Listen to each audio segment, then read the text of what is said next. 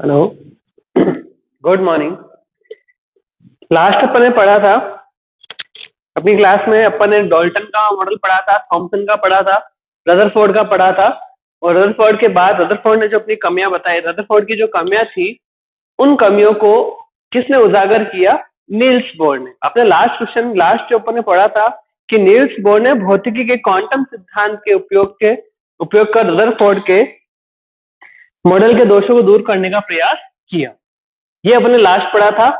Science किताब लेके खोल के बैठ जाइए मेरे साथ आप भी, और देखिए अपन स्टार्ट कर रहे हैं नील्स बोर की परिकल्पना। पेज नंबर 79 है, ठीक है। नील्स बोर की परिकल्पना यानी अपन यूं बोल सकते हैं नील्स बोर का परमाणु मॉडल, ठीक है। अब सबसे पहले क्वेश्चन यही से स्टार्ट कर दीजिए कि बोर के परमाणु मॉडल को समझाइए। नील्स बोर लिख देना पूरा नाम, ठीक है। बोर का पूरा नाम क्या है? नील्स बोर, है ना। लिख दीजिए क्वेश्चन, नील्स बोर के परमाणु मॉडल को समझाइए। नील्स बोर के परमाणु मॉडल को समझाइए, ठीक है। नील्स बोर के परमाणु मॉडल को समझाइए, ये क्वेश्चन है सबसे बड़ा। इसके अंदर अपन छोटे छोटे क्वेश्चन भी करते रहेंगे। देखिए मैं रीड करना शुरू कर रहा हूँ नील्स बोर के बारे में। नील्स बोर की परिकल्पना सन 1913 यानी 1913 में नील्स बोर ने हाइड्रोजन परमाणु की संरचना तथा उसके स्पेक्ट्रम को समझाने के लिए प्रतिरूप बनाया तथा तर्क संगत रूप से भी समझाया। बोर का परमाणु मॉडल निम्न परिकल्पनाओं पर आधारित है। तो सबसे पहले आप क्वेश्चन लिखिए। देखिए एक क्वेश्चन तो अपन ने ये लिख दिया, दूसरा क्वेश्चन लिखिए। इसी के अंदर बोर का परमाणु मॉडल तो अपन बहुत लंबा चौड़ा चलेगा, लेकिन सबसे पहले छोटे छोटे क्वेश्चन भी अपन साथ में लेके चलते हैं। तो लिखिए, आप क्वेश्चन लिखिए। बोर ने या नील्स बोर ने किस परमाणु की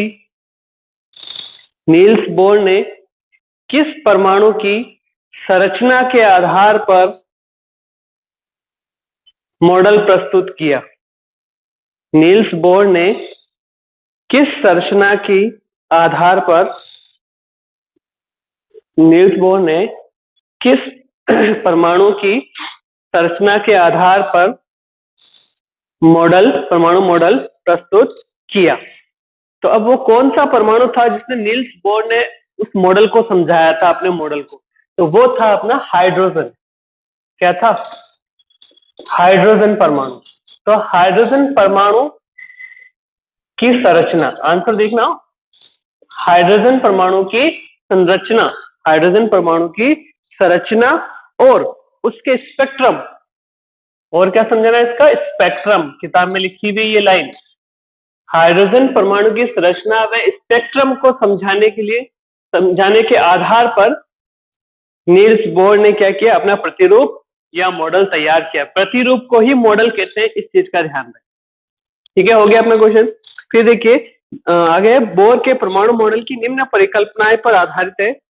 देखो अब सबसे पहली चीज ये कि जो रदरफोर्ड ने क्या बताया था, थोड़ा सा रदरफोर्ड का बैकअप करते हैं और रदरफोर्ड के बारे में देखते हैं। रदरफोर्ड का परमाणु मॉडल क्या था? रदरफोर्ड ने क्या लिया? सोने का पतली पन्नी ली और उस पर क्या किया? उसने अल्फा कणों की बौछार कराई। जब उसने अल्फा कणों की बौछार कराई तब उसने क्या देखा? ये देखिए, ये उसने अल्फा कणों की बौछार करवाई। तो उसने देखा कि अधिकांश जो अल्फा कण है वो क्या हो गए? इस परमाणु से सीधे निकल गए। अधिकांश अल्फा कण इस परमाणु से सीधे निकल गए। कुछ अल्फा कण, देखिए कुछ अल्फा कण अपने पथ से क्या हो गए? विचलित हो गए। यही पढ़ा था अपन ने, अपने पथ से विचलित हो गए। और लगभग 20,000 अल्फा कणों में से एक अल्फा कण 20,000 अल्फा कणों में से एक अल्फा कण परमाणु के मध्य भाग से टकराकर टकराकर 180 डिग्री का कोण बनाते हुए वापस उसी दिशा में लौट आए। ये अपन ने पढ़ा था रदरफोर्ड के बारे में। वापस बता दूं, रदरफोर्ड ने क्या किया। रदरफोर्ड ने एक सोने का परमाणु लिया, वैसे उसने सोने की पतली पन्नी पर प्रयोग किया था। उसने एक सोने का परमाणु लिया और सोने के परमाणु पर क्या किया उसने, अल्फा कणों की बौछार कराई। अल्फा कण, जब उसने सोने के परमाणु पर अल्फा कणों की बौछार कराई तो उसने ये देखा कि अधिकांश अल्फा कण इस परमाणु से सीधे निकल गए और कुछ अल्फा कण अपने पथ से क्या हो गए, अपने पथ से विचलित हो गए। अधिकांश अल्फा कण अपने पथ से विचलित हो गए और लगभग 20,000 अल्फा कणों में से एक अल्फा कण परमाणु के मध्य भाग से टकराकर 180 डिग्री का कोण बनाते हुए वापस उसी दिशा में लौट आए। ये अपन ने रदरफोर्ड का परमाणु मॉडल पढ़ा था। तो रदरफोर्ड ने क्या रदरफोर्ड ने क्या निष्कर्ष निकाला था कि परमाणु का अधिकांश भाग कैसा होता है, खोखला होता है। इसी वजह से परमाणु के अधिकांश कण सीधे निकल गए। दूसरी बात उसने क्या बताई थी, परमाणु के मध्य भाग में एक ठोस संरचना पाई जाती है। इस ठोस संरचना को क्या नाम दिया, नाभिक नाम दिया। इस ठोस संरचना को क्या नाम दिया रदरफोर्ड ने, नाभिक नाम दिया। इस नाभिक में क्या पाए जाते, प्रोटॉन पाए जाते। ये बात बताई थी किसने, रदरफोर्ड ने बताई थी। तो रदरफोर्ड की बात को ही नील्स बोर क्या कहता है, उसको आगे बढ़ाता है। क्या कहता है नील्स बोर, देखिए नील्स बोर ने कहा कि परमाणु के केंद्र में नाभिक होता है। नील्स बोर ने क्या कहा कि परमाणु के केंद्र में नाभिक होता है। तो ये नाभिक किसने बताया था, इसने रदरफोर्ड ने बताया था ये बात।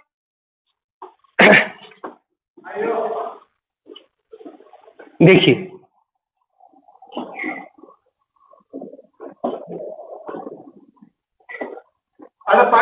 क्या बताया था उसने, बोर का परमाणु मॉडल, बोर का परमाणु मॉडल। पहले पॉइंट क्या बताया था उसने, नील्स बोर ने बताया कि परमाणु के केंद्र में नाभिक होता है। मेरे से यह परमाणु बना दो जैसा नील्स बोर बता रहा है।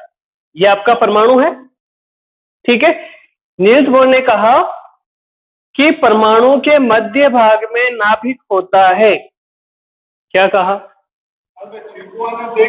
परमाणु के मध्य भाग या केंद्र, ठीक है, परमाणु के केंद्र में क्या होता है, नाभिक पाया जाता है। परमाणु के केंद्र में नाभिक होता है, ठीक है। एक बात तो ये बताई और उसने ये बताया कि इस नाभिक में प्रोटॉन पाए जाते हैं। क्या पाए जाते हैं, प्रोटॉन। और प्रोटॉन के ऊपर क्या लगा हुआ है, प्लस का निशान लगा हुआ है। प्लस का निशान लगा हुआ मतलब क्या, ये धनावेशित है। तो परमाणु के केंद्र में नाभिक होता है और इसमें क्या पाए जाते हैं, इस नाभिक में धनावेशित कण, नाभिक में धनावेशित कण प्रोटॉन पाए जाते हैं। फिर से एक बार और बता दूं, बोर ने क्या कहा, बोर ने कहा कि परमाणु के केंद्र में नाभिक पाया जाता है और नाभिक में धनावेशित कण प्रोटॉन पाए जाते हैं। ये बात हो गई एक लाइन। दूसरी बात उसने बताई कि इलेक्ट्रॉन नाभिक के चारों ओर निश्चित त्रिज्या एवं ऊर्जा वाले पथ में गति करते हैं। ये निश्चित ऊर्जा वाले पथ कक्षा, कोश या ऊर्जा स्तर कहलाते हैं। अब देखिए क्या कहा उसने, पहली बात तो हो गई कि मध्य भाग में नाभिक पाया जाता है। अब दूसरी बात बता रहा है कि जो इलेक्ट्रॉन होते हैं वो इलेक्ट्रॉन क्या करते हैं, निश्चित कक्षाओं में चक्कर लगाते हैं। ये मैंने कक्षा बना दी इनकी।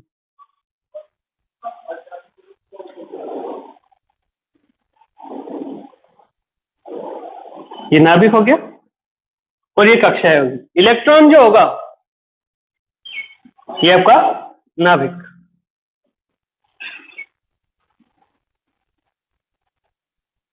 ये नाभिक हो गया बीच वाली संरचना, ठीक है। बोर ने कहा कि नाभिक में तो धनात्मक कण प्रोटॉन पाए जाते हैं, लेकिन जो इलेक्ट्रॉन होते हैं वो इलेक्ट्रॉन क्या करते हैं, निश्चित कक्षाओं में चक्कर लगाते हैं। परमाणु की निश्चित कक्षा। अब कक्षा कक्ष कैसे? बोर ने क्या किया, जैसे कि रदरफोर्ड ने क्या बताया था, देखिए रदरफोर्ड ने बताया था परमाणु मध्य भाग में क्या पाया जाता है, नाभिक पाया जाता है, नाभिक में प्रोटॉन, धनात्मक कण प्रोटॉन होते हैं, ठीक है, और इलेक्ट्रॉन क्या करते हैं, इसके चारों ओर चक्कर लगाते हैं, निरंतर चक्कर लगाते हैं। ये बात किसने बताई थी? ये बात बताई थी रदरफोर्ड ने। क्या बताई थी? रदरफोर्ड ने बताई थी। लेकिन इसी बात को उसने आगे क्या, बोर ने क्या किया, बोर ने इसको परिवर्तित किया कि परमाणु के मध्य भाग में नाभिक तो पाया जाता है, लेकिन जो ये इलेक्ट्रॉन होते हैं, ये इलेक्ट्रॉन ऐसे चक्कर नहीं लगाते, ये इलेक्ट्रॉन अपने कक्षा कक्ष में चक्कर लगाते हैं। मतलब दूसरी बात क्या बताई उसने, बोर ने क्या किया, बोर ने बताया कि जो इलेक्ट्रॉन होते हैं, इलेक्ट्रॉन नाभिक के चारों ओर निश्चित कक्ष में चक्कर लगाते हैं। ठीक है, ये बात किसने बताई थी? रदरफोर्ड ने ये बताया था, और बोर ने क्या किया, परमाणु को कक्षा कक्ष में बांट दिया। मतलब इलेक्ट्रॉन जो होते हैं नाभिक के चारों ओर निश्चित कक्षाओं में चक्कर लगाते हैं, और इन कक्षाओं को नाम दे दिया KLMN। क्या नाम दे दिया? KLMN नाम दे दिया। देखिए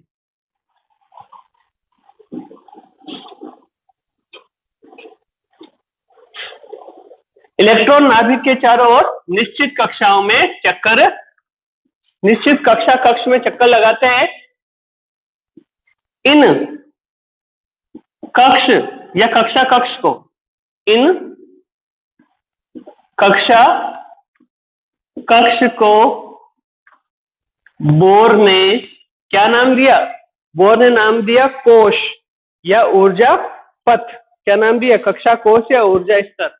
कक्षा कक्ष को बोर ने या तो नाम दिया ऊर्जा स्तर, क्या बोल दिया इसे? ऊर्जा स्तर, या बोल दिया इसे कोश। क्या बोल दिया? कोश। और इंग्लिश में अगर याद रखना चाहो तो इसको कहते हैं ऑर्बिट। क्या कहते हैं? ऑर्बिट या एनर्जी लेवल। आप तो पूछ सकते हैं ऑर्बिट क्या है, ऑर्बिट या एनर्जी लेवल। आपकी किताब में लिखा हुआ है एनर्जी लेवल, एनर्जी लेवल, ये लीजिए ऑर्बिट या एनर्जी लेवल नाम दिया। ठीक है, क्या बताया इसने कि इलेक्ट्रॉन नाभिक के चारों ओर निश्चित कक्षा कक्ष में चक्कर लगाते हैं।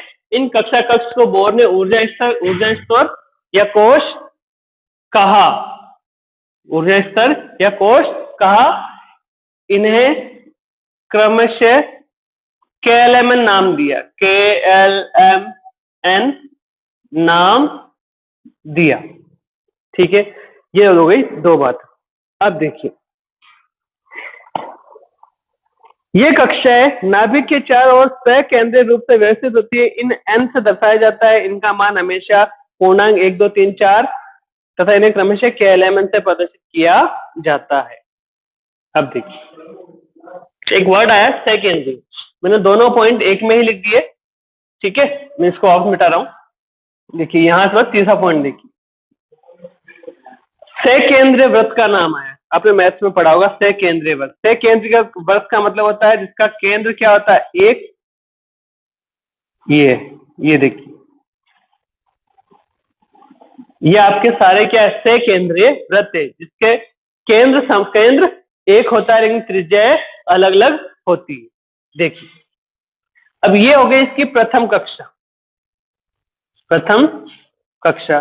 ये हो गई इसकी द्वितीय कक्षा, ये हो गई तृतीय कक्षा, ये हो गई इसकी चतुर्थ कक्षा। ठीक है, ध्यान देना प्रथम कक्षा, द्वितीय कक्षा, तृतीय कक्षा, चतुर्थ कक्षा, मतलब हम इसे नाम दे सकते हैं 1 2 3 4, आगे होगी तो 5 6, इस तरह से। तो रदरफोर्ड ने क्या किया, इन कक्षाओं को n से प्रदर्शित किया। क्या कहा, n बराबर कक्षा का नंबर, n बराबर क्या दे दिया, कक्षा का नंबर। ये n क्या है, कक्षाएं हैं, और 1 2 3 4 इनको नाम दे दिया इसने KLM, KLMN।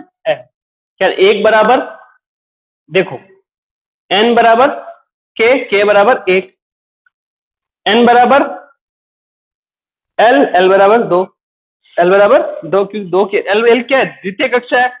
n बराबर m, तीसरी कक्षा। n बराबर n, चौथी कक्षा। तो उसने क्या किया, n को कक्षा से प्रदर्शित किया और इन कक्षा को नाम दे दिया KLMN, प्रथम कक्षा, द्वितीय कक्षा, तृतीय कक्षा और चतुर्थ कक्षा। अब आप इसे रफ में उतार सकते हैं। फिर देखिए, अब आप किताब में देखिए, किताब में थर्ड पॉइंट क्या लिखा हुआ है, सेकेंड वर्ड समझ गए होंगे आप। देखिए किताब में लिखा है कि ये कक्षाएं नाभिक के चारों ओर सकेंद्रीय रूप से व्यवस्थित होती है। ये कक्षा है, कौन सी कक्षा है, वे कक्षा है जिसमें इलेक्ट्रॉन चक्कर लगाता है। यानी ये जो कक्षाएं हैं, ये कक्षाएं नाभिक के चारों ओर, ये कक्षाएं नाभिक के चारों ओर सकेंद्रीय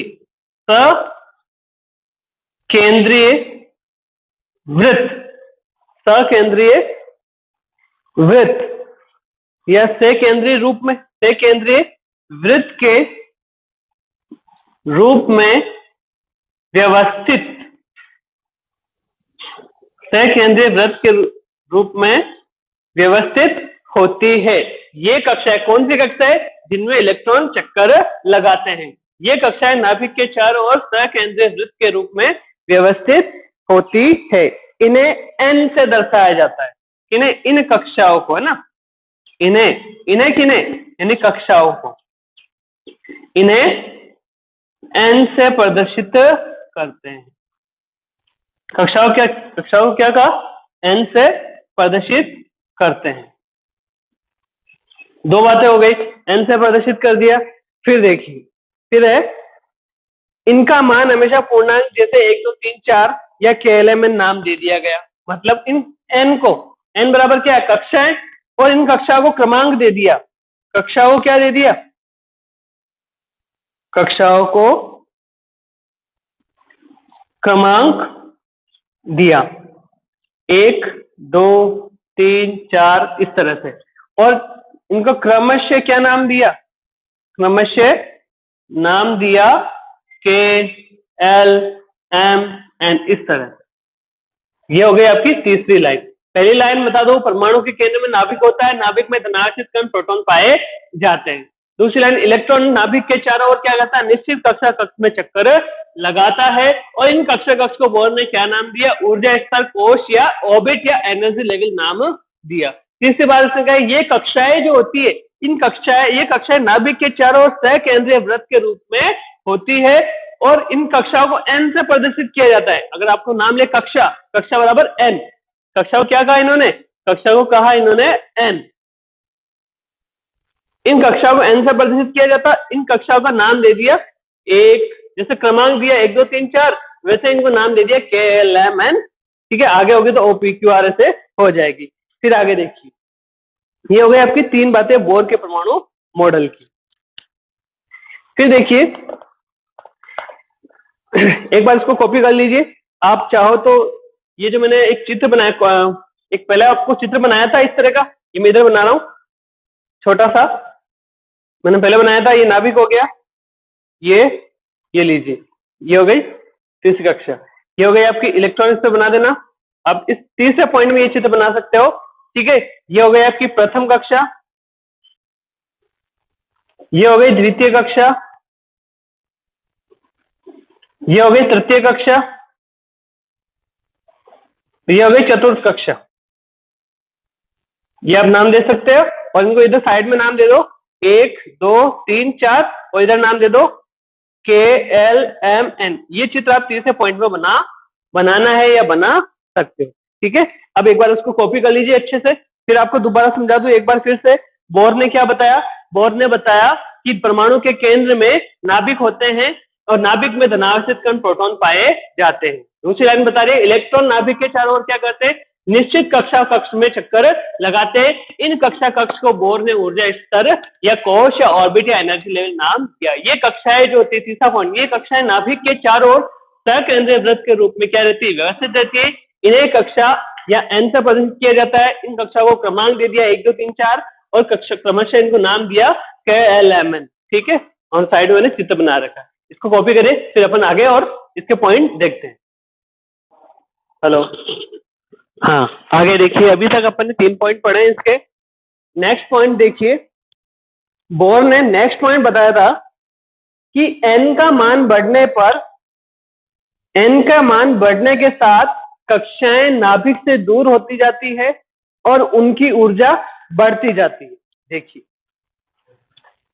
एक पॉइंट पहले मैं आपको बता दूं कि जब बोर ने बताया था कि इलेक्ट्रॉन उनकी कक्षाओं में चक्कर लगाते हैं, ठीक है, उनकी कक्षाओं में चक्कर लगाते हैं, कक्षाओं को KLMN नाम दे दिया, 1 2 3 4 दे दिया, कक्षा कक्ष या ऊर्जा स्तर या ऑर्बिट नाम दे दिया।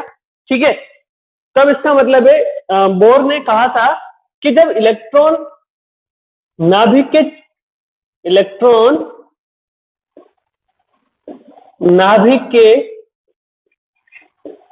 चारों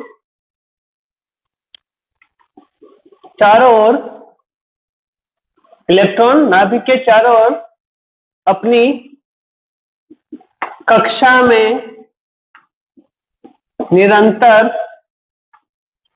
चक्कर लगाते हैं।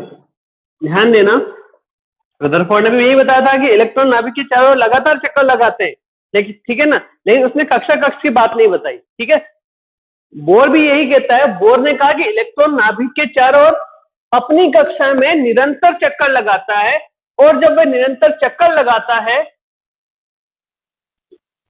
चक्कर लगाते समय वह ऊर्जा का ह्रास नहीं करता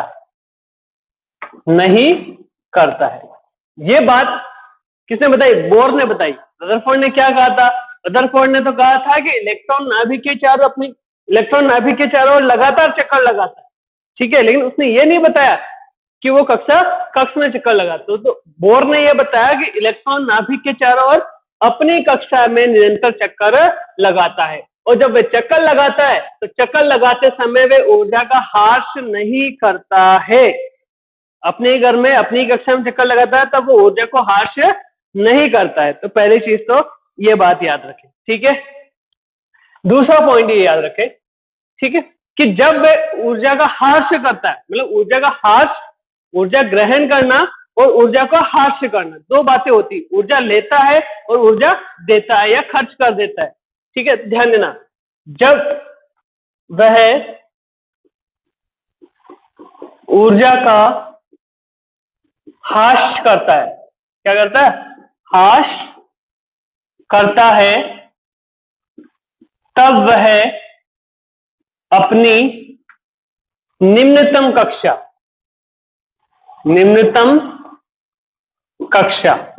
अर्थात नीचे वाली कक्षा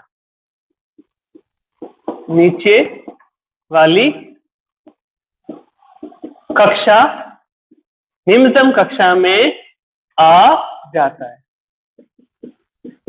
अब मैं देखिए बोर्ड पर समझा देता हूं। ये आपका नाभिक हो गया, ये आपका इलेक्ट्रॉन, ठीक है, ये कक्षा है। अब ये इलेक्ट्रॉन क्या कर रहा है? लगातार चक्कर लगा रहा है। ये क्या कर रहा है? इलेक्ट्रॉन नाभिक के चारों ओर क्या कर रहा है? लगातार चक्कर लगा रहा है। जब ये चक्कर लगाएगा, अपनी कक्षा में चक्कर लगाएगा, तब ये ऊर्जा का ह्रास नहीं करेगा, ना तो ये ऊर्जा ग्रहण करेगा, ना ही ऊर्जा का ह्रास करेगा, सिर्फ चक्कर लगाता रहेगा। ठीक है, अब ये वाला इलेक्ट्रॉन ले लीजिए। ये वाला इलेक्ट्रॉन भी क्या करेगा? अपनी ही कक्षा में निरंतर चक्कर लगाता रहेगा। तब ये ना तो ऊर्जा का ह्रास करेगा, ना ही ऊर्जा को ये ग्रहण करेगा, ठीक है ना। लेकिन जब ये वाला इलेक्ट्रॉन जब ऊर्जा हाश करेगा, क्या करेगा, ऊर्जा हाश करेगा, मतलब ऊर्जा बाहर निकालेगा, ऊर्जा को क्या करेगा, बाहर निकालेगा, तब ये इलेक्ट्रॉन क्या करेगा, ये इलेक्ट्रॉन निम्नतम कक्षा में आ जाएगा। जब वे ऊर्जा का हाश करता है तो अपनी निम्नतम कक्षा में आ जाता है, मतलब उसका एनर्जी लेवल कम हो जाता है। तो अपने को एक चीज ये पता चलती है कि पहली कक्षा में ऊर्जा कम होती है, दूसरी कक्षा में ऊर्जा थोड़ी ज्यादा होती है, तीसरी कक्षा में ऊर्जा और ज्यादा होती है, चौथी कक्षा में ऊर्जा और ज्यादा होती है। तो क्लियर हुआ ना। जब इसने ऊर्जा को क्या कर दिया, हाश कर दिया, थोड़ी ऊर्जा निकाल दी, जब उसने ऊर्जा निकाल दी तो ये कैसे आ गया, नीचे वाली कक्षा में आ जाता है या निम्नतम कक्षा में आ जाता है। और अगर यही इलेक्ट्रॉन ऊर्जा को ग्रहण कर लेता है, क्या कर लेता है, ऊर्जा, अगर ये ऊर्जा ग्रहण कर लेता है तो अपनी उच्चतम कक्षा में आ जाता है। वापस देख लीजिए, वापस समझा रहा हूं एक बार फिर से। इलेक्ट्रॉन जो होता है, और एक चीज और याद रखना, इलेक्ट्रॉन जब ऊर्जा को ग्रहण करता है तो बंडल के रूप में करता है, पैकेट के रूप में करता है, ये भी ध्यान रखना, अभी लिखवा दूंगा वो भी। जब ऊर्जा का वह हाश करता है तो अपनी निम्नतम कक्षा में आ जाता है, और जब इलेक्ट्रॉन लिख दो यहां भी, जब इलेक्ट्रॉन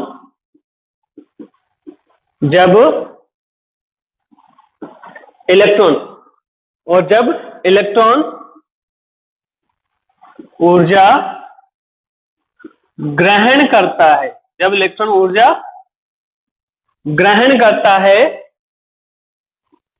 तब वह उच्चतम कक्षा में चला जाता है, तब वह उच्चतम कक्षा में चला जाता है। आप इसके अंदर दो चित्र बना सकते हो इसका, वह आगे आपका इसका 7वां पॉइंट है, ठीक है। आप इसका चित्र भी बना सकते हो। कैसे बनाओगे चित्र, देखिए, ये हो गया आपका परमाणु, परमाणु के मध्य में क्या आ गया, नाभिक हो गया, नाभिक में क्या, प्रोटॉन पाया जाता है, और नाभिक में ये हो गया एक और कक्षा हो गई, तो ये हो गया आपका एक इलेक्ट्रॉन। अब ये इलेक्ट्रॉन क्या करेगा, ऊर्जा का अवशोषण करेगा। अवशोषण का मतलब होता है ऊर्जा को खर्च करना, ठीक है, ऊर्जा को शोषण करना, ऊर्जा ग्रहण करना, एक होता है ऊर्जा का उत्सर्जन करना। अब ये जो इलेक्ट्रॉन होगा, ये इलेक्ट्रॉन क्या करेगा, ऊर्जा उत्सर्जन करेगा। उत्सर्जन करने का मतलब है हाश, ठीक है। जब ये ऊर्जा का उत्सर्जन करता है मतलब ऊर्जा को क्या करता है, बाहर निकालता है, तब ये इलेक्ट्रॉन क्या हो जाएगा, अपनी निम्नतम कक्षा में आ जाता है, निम्नतम कक्षा में आ जाता है, ठीक है। एक तो चित्र ये बना लोगे, दूसरा चित्र क्या बनाओगे, ये वाला, ये हो गया आपका धनावेशित प्रोटॉन, ये आपका इलेक्ट्रॉन, ये क्या करेगा, ऊर्जा को अवशोषण करेगा, ऊर्जा अवशोषण का मतलब हो गया ऊर्जा को ग्रहण करना, ठीक है। और जब ये ऊर्जा को ग्रहण करेगा तो अपनी उच्चतम कक्षा, ये क्या हो गई, उच्चतम कक्षा में आ जाता है, अपनी उच्चतम कक्षा में आ जाता है। ये क्लियर हो गया आपका पॉइंट, ठीक है। इसमें एक लाइन और लिख लेना, इलेक्ट्रॉन ऊर्जा को बंडल या बोल दो पैकेट, ठीक है, बंडल या पैकेट के रूप में अवशोषण या उत्सर्जन, नाम शब्द याद नहीं रहे तो चेंज कर देना, ग्रहण करना या उत्सर्जन करना, ठीक है, अवशोषण या उत्सर्जन करता है, पैकेट के रूप में करता है। ठीक है, अब ये चित्र बना सकते हो, दोनों में ये बनाना है। फिर देखिए चौथा पॉइंट है, एन का मान बढ़ने के साथ साथ कक्षाएं नाभिक से दूर हो जाती है, उनकी ऊर्जा बढ़ती जाती है। अब जरा देखिए अगला पॉइंट क्या बताया इसने। अगला पॉइंट इसने ये बताया, चौथा पॉइंट हमारी किताब का है कि एन का मान बढ़ने के साथ,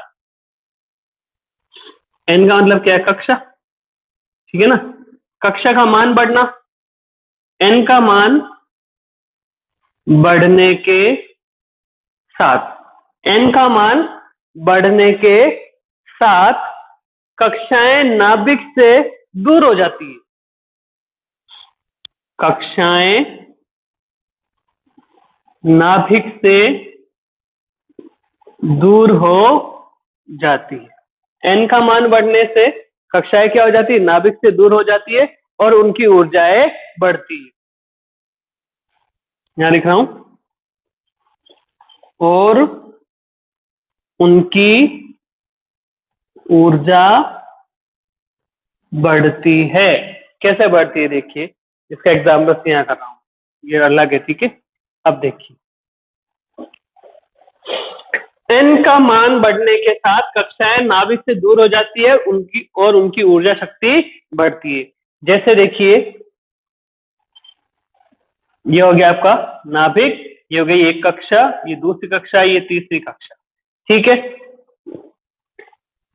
ये हो गया एक, ये दो, ये तीन, एक और बना देता हूं तो ये बन जाएगी चार, ठीक है।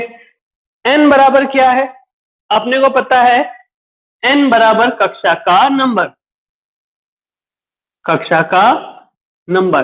अगर एन का मान एक है तो ये दूरी कितनी, ये दूरी क्या हो जाएगी,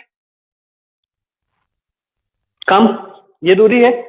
अगर मैं एन बराबर 2 कर दूं तो दूरी क्या हो जाएगी, ये हो जाएगी। और अगर एन बराबर मैं 3 कर दूं तो ये दूरी क्या हो जाएगी। तो ये कक्षाओं की दूरी बढ़ रही है क्या, एन कक्षा का मान बढ़ रहा है उधर 1 2 3, और कक्षाएं नाभिक से दूर हो रही है। देखो ये नाभिक है, नाभिक से कक्षाएं दूर होती जा रही है। अगला और देखा तो ये दीजिए, एन का मान 4 करते ही कक्षाएं एन का मान बढ़ेगा तो कक्षाएं क्या होगी, नाभिक से दूर हो जाएगी, और जो कक्षा जितनी दूर होगी उसमें ऊर्जा उतनी ही ज्यादा होती है। एक बार ये कॉपी कर लीजिए, फिर इसके बाद आगे नेक्स्ट और देखते हैं, कुछ पॉइंट्स और बाकी है बोर परमाणु मॉडल में। अब वह फिर से आपको बता दूं, चौथा पॉइंट क्या है। चौथा पॉइंट आपको ये लिखाया हुआ है कि किताब में नहीं, बोर्ड पे देखिएगा, कि इलेक्ट्रॉन नाभिक के चारों ओर अपनी कक्षा में निरंतर चक्कर लगाते हैं, और जब वे चक्कर लगाते समय ऊर्जा का ह्रास नहीं करते। और 5वां पॉइंट लिखा है कि जब इलेक्ट्रॉन ऊर्जा का ह्रास करता है तब वह अपनी निम्नतम कक्षा में आ जाता है, और जब इलेक्ट्रॉन ऊर्जा को ग्रहण करता है तब वह अपनी उच्चतम कक्षा में चला जाता है। इलेक्ट्रॉन ऊर्जा को बंडल या पैकेट के रूप में अवशोषण या उत्सर्जन करता है। दो चित्र मैंने बना रखे हैं, ऊर्जा के अवशोषण का और ऊर्जा के उत्सर्जन का। फिर छठा पॉइंट है अपना कि एन बराबर कक्षा, ठीक है, एन का अर्थ क्या है, कक्षा। तो एन का मान बढ़ने के साथ कक्षाएं नाभिक से दूर हो जाती है और उनकी ऊर्जा बढ़ती है। आप ये चित्र बना सकते हो, ठीक है। नेक्स्ट देखिए, इसके बाद एक बार कॉपी कर लीजिए कि देखिए बोर ने ये कहा था कि परमाणु इलेक्ट्रॉन के चारों ओर निश्चित कक्षाओं में चक्कर लगाता है, और जब वह चक्कर लगाता तब ऊर्जा को न तो ह्रास करता है, न ही ग्रहण करता है या अवशोषण करता है। वो ऊर्जा का अवशोषण या उत्सर्जन बंडल या पैकेट के रूप में करता है, लेकिन वो निरंतर अपनी कक्षाओं में चक्कर लगाता है, ठीक है। अब देखो अगला पॉइंट है कि जब इलेक्ट्रॉन नाभिक के चारों ओर निरंतर चक्कर लगाता है तो कैसा स्पेक्ट्रम प्राप्त होता है, रैखिक स्पेक्ट्रम प्राप्त होता है। परमाणु इलेक्ट्रॉन द्वारा ऊर्जा का अवशोषण में उत्सर्जन से रैखिक स्पेक्ट्रम का निर्माण होता है। ये देखिए परमाणु में इलेक्ट्रॉन द्वारा ऊर्जा का अवशोषण व उत्सर्जन, अवशोषण व उत्सर्जन, परमाणु में इलेक्ट्रॉन द्वारा ऊर्जा का अवशोषण व उत्सर्जन से, अवशोषण व उत्सर्जन से रैखिक स्पेक्ट्रम प्राप्त होता है। ऐसा प्राप्त होता है, रैखिक स्पेक्ट्रम प्राप्त होता है। इससे परमाणु के स्थायित्व की व्याख्या की जा सकती है। स्थायित्व की व्याख्या की जा सकती है। स्थायित्व की व्याख्या का मतलब है कि परमाणु स्थायी है। इस बात की व्याख्या अपन रदरफोर्ड ने नहीं कर पाया ना। रदरफोर्ड ने कहा था कि परमाणु लगातार, रदरफोर्ड ने कहा था कि परमाणु लगातार चक्कर लगाता है तो ऊर्जा का ह्रास करेगा और एक दिन नाभिक में गिर जाएगा, परमाणु समाप्त हो जाएगा। इस बात की व्याख्या वो रदरफोर्ड नहीं कर सका कि परमाणु स्थायी है या अस्थायी है, लेकिन इस बात की व्याख्या बोर ने कर दी। बोर ने कहा कि जब वो ऊर्जा का अवशोषण करता है या उत्सर्जन करता है तो रैखिक स्पेक्ट्रम प्राप्त होता है और इससे परमाणु की स्थायित्व की व्याख्या की जा सकती है। परमाणु का रैखिक स्पेक्ट्रम कैसे, इस तरह का देखिए,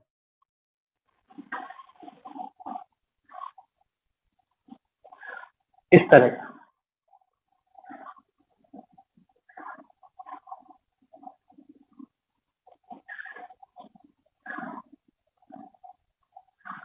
इतना ही बना लीजिए, बहुत।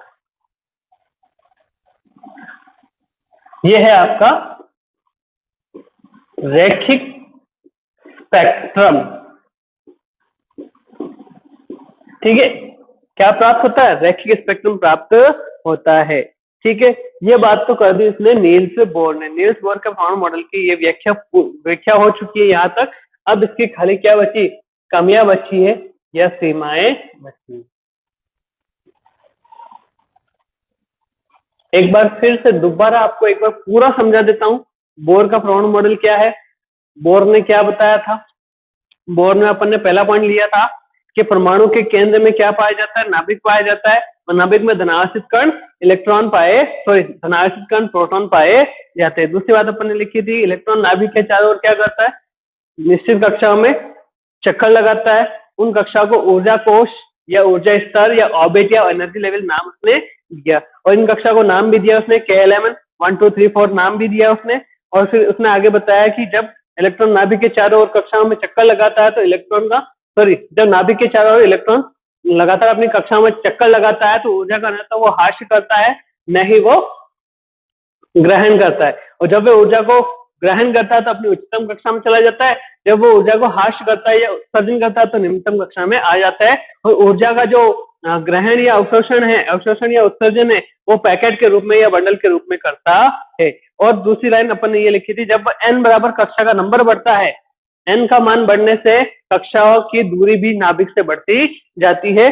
और एक लास्ट अपन ने पढ़ा, परमाणु में इलेक्ट्रॉन द्वारा ऊर्जा का जो अवशोषण या उत्सर्जन से रैखिक स्पेक्ट्रम प्राप्त होगा, इससे परमाणु की स्थायित्व की व्याख्या की जा सकती है। अब देखिए इसकी कमियां या सीमाएं। क्वेश्चन लिख लीजिए आप चाहो तो अलग से, बोर परमाणु मॉडल की कमियां लिखिए। आप क्वेश्चन लिख सकते हैं यहाँ पे, बोर के परमाणु मॉडल की कमियां या सीमाएं लिखिए। देखिए पहली कमी कि अधिक इलेक्ट्रॉन वाले परमाणु प्रतिरोध को इस मॉडल द्वारा स्पष्ट नहीं किया जा सकता। अपने को एक चीज पता है, सबसे पहला क्वेश्चन अपने यही लिखा था, सेकंड क्वेश्चन लिखा था कि ये जो बोर का परमाणु मॉडल है ये हाइड्रोजन परमाणु के आधार पर बताया गया है। और अपने को पता है हाइड्रोजन का परमाणु क्रमांक कितना होता है, एक होता है, इसमें इलेक्ट्रॉन कितना होगा, एक ही होगा। ठीक है ना, तो ये ध्यान रखना कि अधिक इलेक्ट्रॉन वाले परमाणु, कौन सा, अधिक इलेक्ट्रॉन वाले परमाणु को इस मॉडल से नहीं समझा जा सकता है। केवल उसने हाइड्रोजन परमाणु को ही लेकर समझाया था, और अधिक इलेक्ट्रॉन वाले जैसे कैल्शियम है, स्कैंडियम है, टाइटेनियम है, वेनेडियम है, ठीक है ना, इनकी व्याख्या इस मॉडल के द्वारा नहीं समझी जा सकती। दूसरी बात क्या बताई कि उसने बताया था ये रैखिक स्पेक्ट्रम है। क्या बताया था उसने? रैखिक स्पेक्ट्रम बताया था ना। दूसरा पॉइंट देखिए,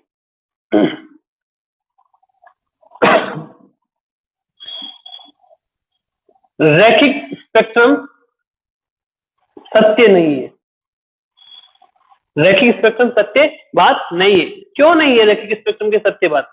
जब क्या उच्च भेदन क्षमता वाले उपकरणों से देखा गया। किससे देखा गया? ध्यान देना, उच्च भेदन क्षमता वाले, है ना, उच्च भेदन क्षमता वाले यंत्रों से या उपकरण से, उच्च भेदन क्षमता वाले उपकरणों से जब इस स्पेक्ट्रम को देखा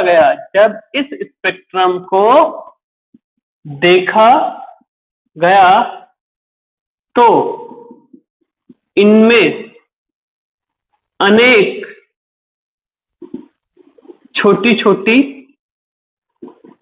रेखाएं प्राप्त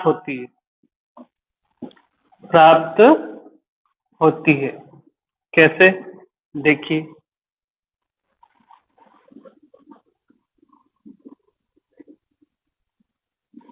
इस तरह की दिख रहा होगा शायद आपको। मतलब वही बात है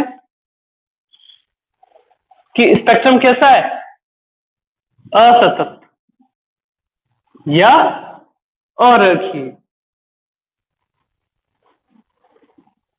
अरेखीय स्पेक्ट्रम। इस बात की व्याख्या भी कौन नहीं कर सका? इस बात की व्याख्या भी नील्स बोर नहीं कर सका। नेक्स्ट देखिए कि यह परमाणु द्वारा रासायनिक बंध बनाकर अणु बनाने की प्रक्रिया को स्पष्ट नहीं कर सका। तीसरी बात यह बताई कि ये जो परमाणु है, ये परमाणु क्या करता है? रासायनिक बंध बनाता है। ये परमाणु क्या करता है? रासायनिक बंध बनाकर अणु का निर्माण करता है। ये परमाणु रासायनिक बंध बनाकर अणु का निर्माण करता है। यह परमाणु रासायनिक बंध बनाकर अणु का निर्माण करता है।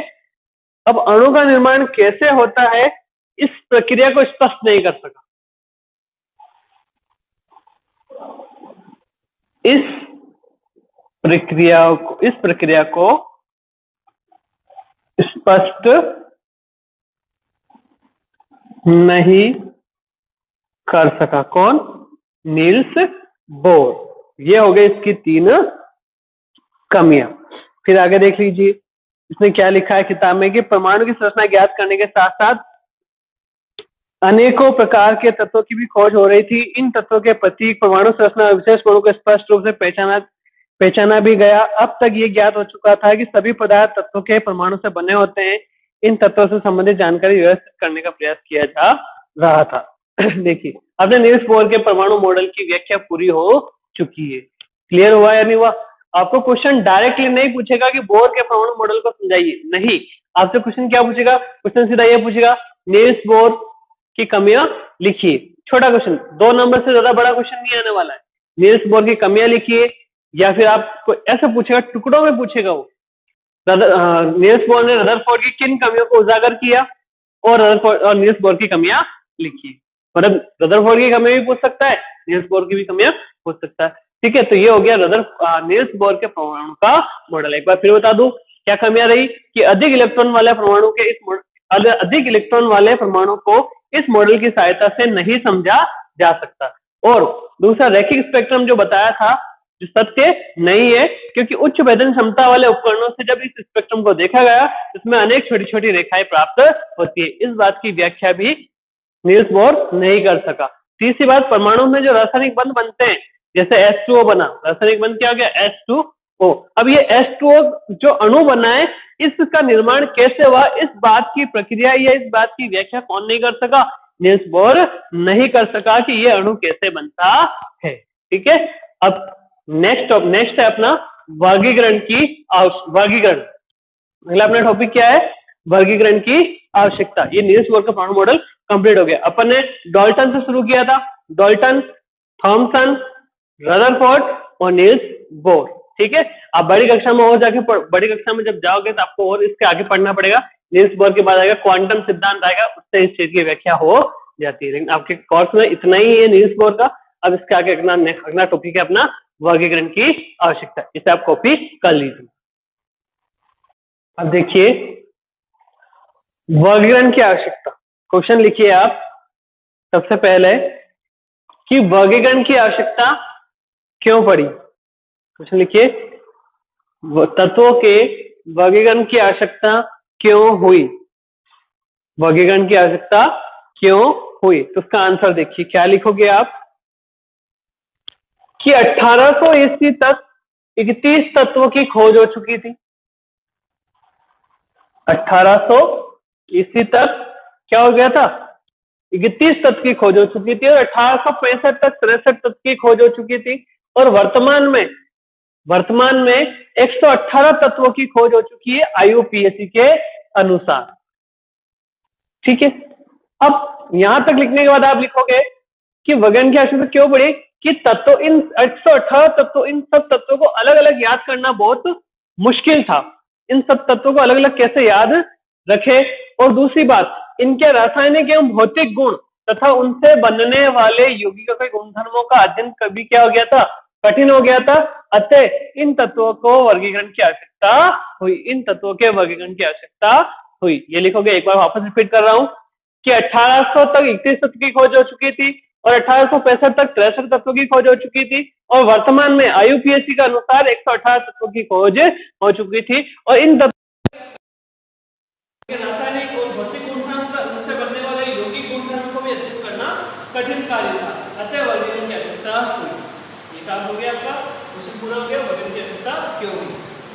नेक्स्ट क्वेश्चन है, IUPAC का पूरा नाम लिखिए। वेरी इंपॉर्टेंट क्वेश्चन है, IUPAC का पूरा नाम लिखिए। तो IUPAC का पूरा नाम है international union of pure and applied chemistry. International union of pure and applied chemistry, ये हो गया आपका IUPAC का दूसरा। अब वर्गीकरण की जो आवश्यकता होती है उसके अंदर कैसे इनका वर्गीकरण किया गया, जैसे तत्व ढूंढे हुए थे, तत्व जो मिले थे, इन तत्वों को कैसे बांटे, इनका क्रम क्या था, कैसे इनका वर्गीकरण करें। तो पहला जो नियम, एक डॉर्विनर वैज्ञानिक था, इस डॉर्विनर ने त्रिक नियम दिया। डॉर्विनर ने क्या दिया, त्रिक। सर्वप्रथम जो सबसे पहले परिकल्पना होती है वर्गीकरण की, तो सबसे पहला वैज्ञानिक कौन था, डॉर्विनर था। तो क्वेश्चन लिखिए, डॉर्विनर के त्रिक नियम को समझाइए। डॉर्विनर के त्रिक नियम को समझाइए। डॉर्विनर ने क्या किया, 1829 में उसने तीन तत्वों के समूह बनाए। 1829 में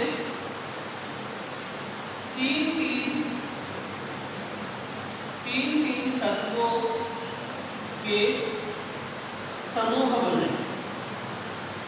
पहली बात कैसे बनाए, डॉर्विनर ने 1829 में तीन तत्वों के समूह बनाए जिनमें भौतिक व रासायनिक गुण समान थे।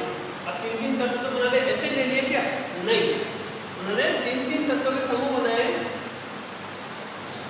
जिनके भौतिक व रासायनिक गुण समान थे। जिन तत्वों के भौतिक और रासायनिक गुण समान थे, उन तीन तत्वों के समूह बना दिए। और डॉर्विनर और इन्हें डॉर्विनर का त्रिक नियम कहा जाता है। तो तीन तत्वों का समूह बनाकर जो इकट्ठा किया, इसे कहते हैं डॉर्विनर का त्रिक नियम। लेकिन किया क्या था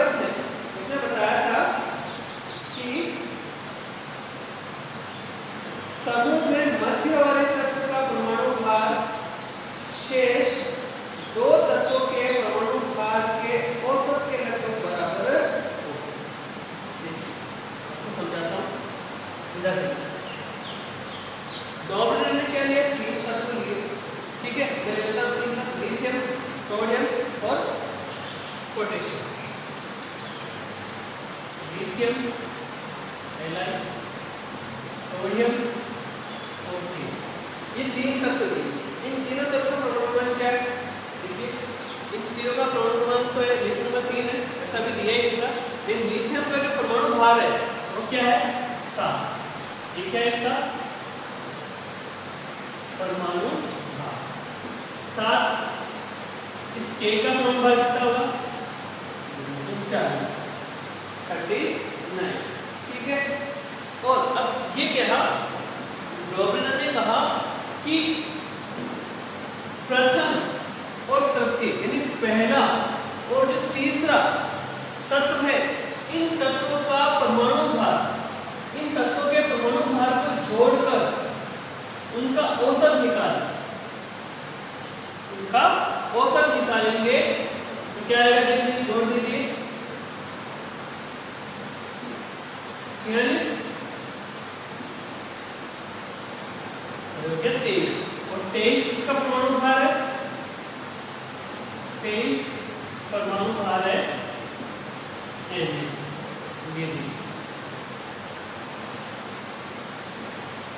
क्या लिखोगे आप, देखिए लिखोगे आप कि इस समूह में मध्य वाले तत्व का परमाणु भार, इस समूह में इस समूह में मध्य वाले तत्व का परमाणु भार, मध्य वाले तत्व का परमाणु भार शेष दो तत्वों के परमाणु भार का औसत है। शेष दो तत्व के परमाणु भार, दो तत्व के परमाणु भार का औसत है। क्या कहा उसने, डॉबलर ने, कि मध्य भाग यानी मध्य तत्व का जो परमाणु भार होगा वो शेष दोनों तत्व के परमाणु का औसत होगा। आई थिंक आपको क्लियर हुआ होगा। एक एग्जांपल और देख लीजिए, कैल्शियम, क्रोमियम और आयोडाइन, सॉरी कैल्शियम, Br और आयोडाइन, ठीक है। कैल्शियम का जो परमाणु भार होगा वो 35 होगा, Br का आप बताओगे अभी कितना होगा, ठीक है, और आयोडाइन का होगा 127। ये क्या है, ये परमाणु भार है। क्या है, परमाणु भार। मैं परमाणु क्रमांक की बात नहीं कर रहा हूँ, परमाणु भार, परमाणु क्रमांक तो आया ही नहीं, ठीक है। कैल्शियम का परमाणु भार 35 और आई का 127 परमाणु भार है। अब बताओ मध्य का क्या होगा, बिल्कुल आसान है, आप करके दिखाना। देखिए 35 प्लस 127/2, दोनों तत्व का औसत होगा, दोनों तत्व का औसत होगा।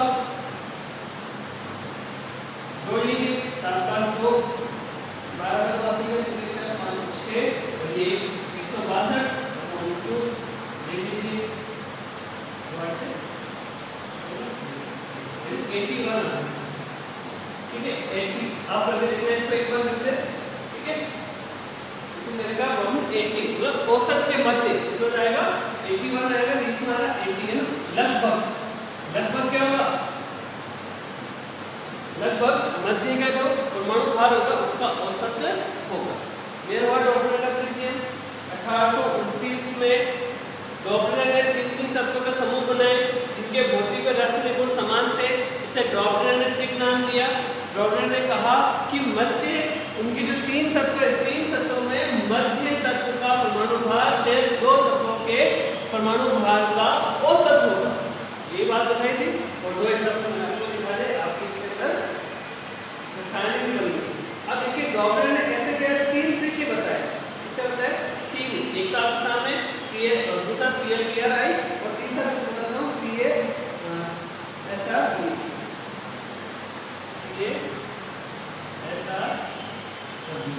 ये इसका तीसरा तत्व, इसमें ये 3 ही एग्जांपल बता सका। 40 सेकंड 40 1 37 किताब में आपके लिखा हुआ है, ठीक है। आप इसका ये आपको तीसरा थर्ड पॉइंट, ये सेकंड और ये फर्स्ट एग्जाम्पल। तो डॉर्नर ने क्या, डॉर्नर केवल 3 तत्व ही 3 ट्रिक ही बना सका, इसके बाद वो बना नहीं सका। आगे ये नियम क्या रहा, अनुपयुक्त रहा। आगे से आगे वो आगे जो तत्व थे उनके वो नहीं बना सका। इसके बाद आता है डॉर्नर के ट्रिक नियम के बाद आता है क्या था, डॉर्नर के ट्रिक नियम के बाद एक और वैज्ञानिक है, उनका नाम है अलेक्जेंडर न्यूलैंड, और उन्होंने 1865 में अष्टक का नियम दिया। उन्होंने तत्व को उनके बढ़ते परमाणु भार के क्रम में व्यवस्थित किया। एक बार फिर से आप इसको कॉपी कर लीजिए, मैं अक्सर आपको आगे बताता हूँ। तो उन्होंने क्या किया, आप वीडियो को पॉज करके देख सकते हो। तो हाँ, एक चीज और, डेली का काम डेली करें, जब भी आपको क्लास मिले जैसे भी मिले कंटिन्यू करते रहे, ठीक है। वीडियो को रिपीट करके देख सकते हो। कोई चीज़ अगर नहीं समझ में आ रही हो तो आप बताइएगा, दोबारा आपको उस चीज़ को क्लियर कराएंगे, लेकिन उसको अच्छे से देखिए। और एक चीज़ और, आप कॉपी करने में बहुत से मिस्टेक्स कर रहे हो, आप उनको मिस्टेक्स नहीं करें।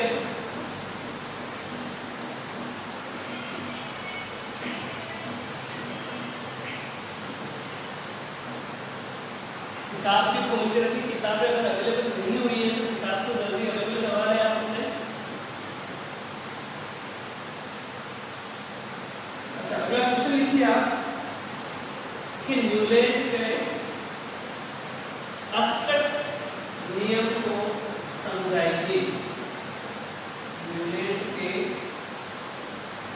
अष्टक नियम को समझाइए।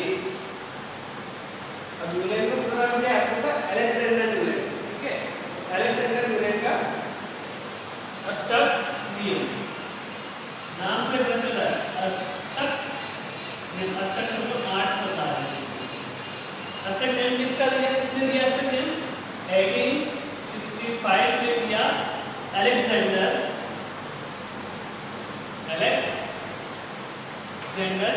न्यूलैंड, ठीक है। 1865 में अलेक्जेंडर न्यूलैंड ने क्या किया, अष्टक नियम दिया, लॉ ऑफ ऑक्टेव्स कहते हैं इसको, ठीक है। अब देखिए उन्होंने क्या कहा, उन्होंने तत्व को उनके बढ़ते हुए परमाणु भार के क्रम में व्यवस्थित, उन्होंने परमाणु तत्वों को देखिए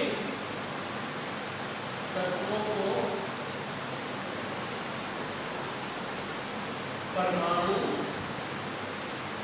भार के बढ़ते हुए क्रम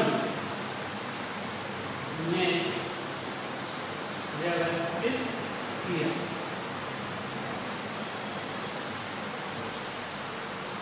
न्यूलैंड ने परमाणु भार के बढ़ते क्रम, है ना, ये बहुत इंपॉर्टेंट है। सीधा सा छोटा क्वेश्चन पूछा जा सकता है आपको कि बताइए अष्टक नियम का आधार क्या है, या न्यूलैंड ने अष्टक नियम किस आधार पर दिया, किस आधार पर, क्वेश्चन लिख लीजिए आप, न्यूलैंड का अष्टक नियम किस आधार पर बनाया गया, तो परमाणु भार के बढ़ते हुए क्रम के आधार पर।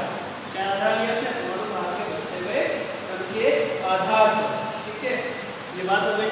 क्या बताया न्यूलैंड ने, बताया कि इनका जो 8वां तत्व होता है, परमाणु भार के बढ़ते क्रम में लिख दिया, और उसने बताया कि इनका जो 8वां तत्व होता है वो पहले तत्व से समानता रखता है।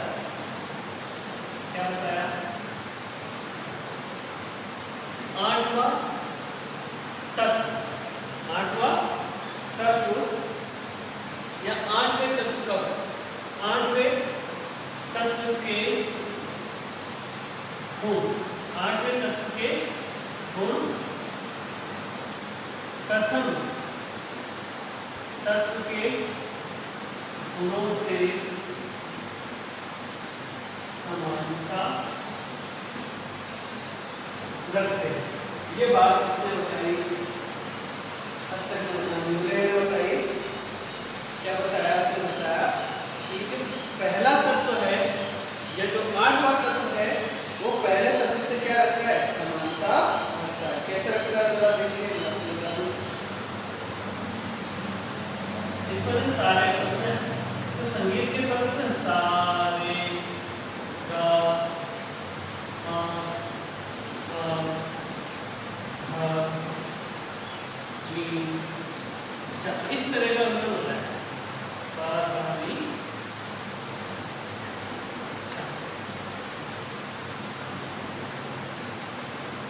सा रे गा मा पा धा नी सा रे गा, ठीक है। और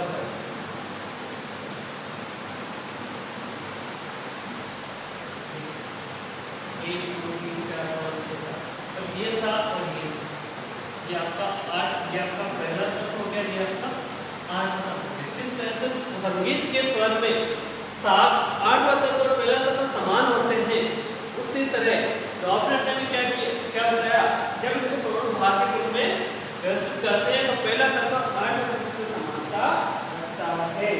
ये नियम कैल्शियम के आगे के तत्वों के लिए उपयुक्त नहीं था। ये जो नियम है ना, ये नियम Ca यानी कैल्शियम के तत्वों के आगे सही नहीं है।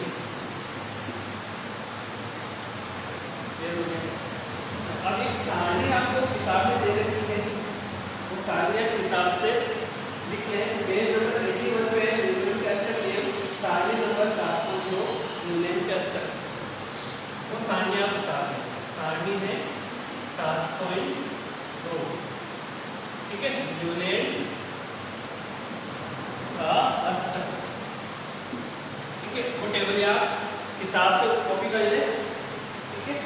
ये हो गया आपका न्यूटन का अष्टक नियम। अब इसके बाद क्या हुआ,